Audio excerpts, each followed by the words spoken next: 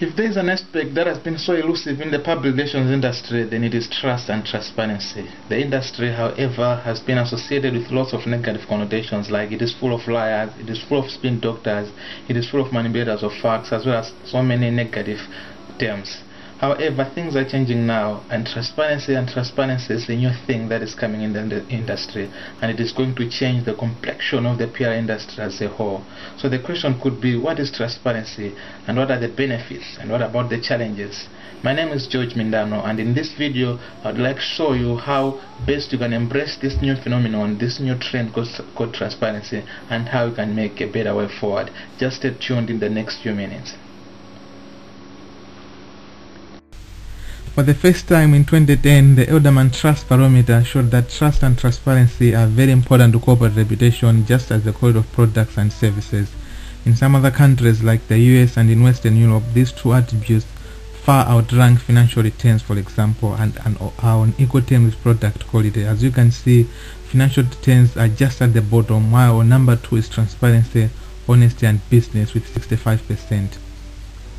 So what it means is that things are changing today. Just like other factors, trust and transparency are also influencing corporate reputation, and it's high time companies and organizations change their approach to engage with stakeholders and with everyone in a transparent manner.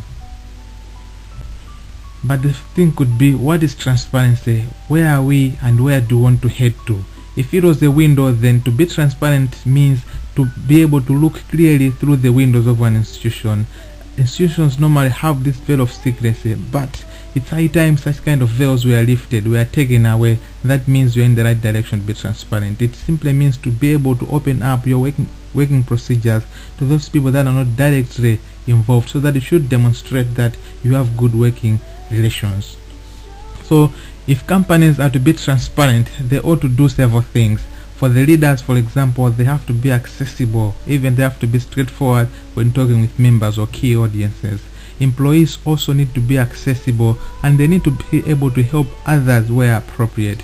If a company organization is facing failures, problems and victories, these all need to be communicated, and everything, virtually everything, needs to be put on full display. Then we are on the right track to transparency.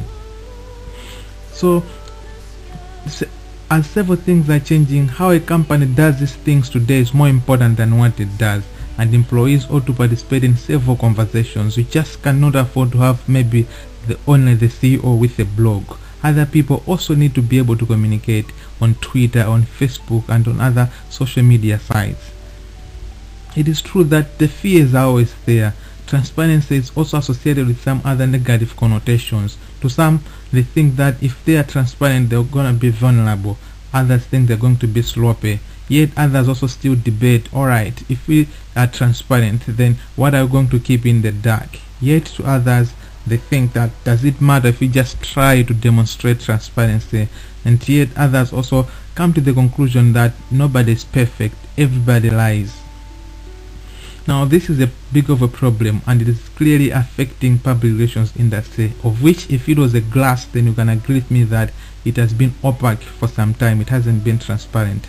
Even the role of public relations practitioners today is associated with conveying false impressions, is associated with lies. We always think of toxic sludge is always good for you. So the practitioner's role today has been associated with telling lies to hide some embarrassing or even illegal activities, even telling some other things that are not even correct. That's what people think about public relations industry. Now this is a bit of a problem. For example, if you are a business and you are writing on your blog, if whatever you write, for example, is bad or it's wrong, people read it and people believe it, and the result is that your reputation suffers, and eventually it is your income which also suffers the most. Hence today people associate the term public relations with like spin doctor.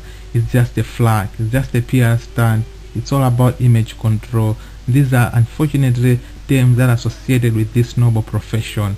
Now we should always remember that truth telling is very important, and lack of transparency is costly. It destroys livelihoods, it destroys companies, it also destroys people. Examples are numerous where people's lack of transparency has eroded stakeholders' trust. At Enron, for example, the bosses turned from heroes to zeros because of lying. Parmalat has been under intense scrutiny for some time, and its reputation has been corroded. We have also heard of how some other big companies like Lehman Brothers, GM, Wall Street and others have fallen because of lack of transparency. However, things are changing today. If you engage organizations and as well as agencies like Perfect Media like us, we want to do several things. First of all, we want people to understand that they should use transparency as a principle and not as a mere tactic, as is the case in most organizations and companies. It's a matter of being transparent and not just demonstrating transparency. People and organizations today need to value how they communicate and not just what they communicate. Two-way communication needs to be engaged, and there's need to engage transparency as part of your organizational culture and not just a communications strategy. Now, if there's also one phenomenon that is affecting transparency and that will continue to affect the practitioners, which is also a driver in modern day management, then is social media. The coming in of social media has changed virtually anything. It's a phenomenon that cannot be avoided, and yes, it is spurring transparency. So what it means is that transparency is no longer an option. It's something that we need to go for. For example, when a company is trusted, 57% of people believe negative information after hearing it 1 to 2 times.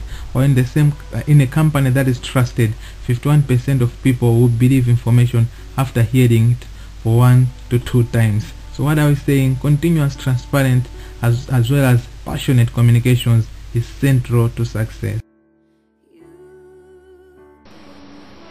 So yeah, that's it. Transparency is no longer an option, and as Perfect PR, we are here to work with you so that you can change the face of public relations.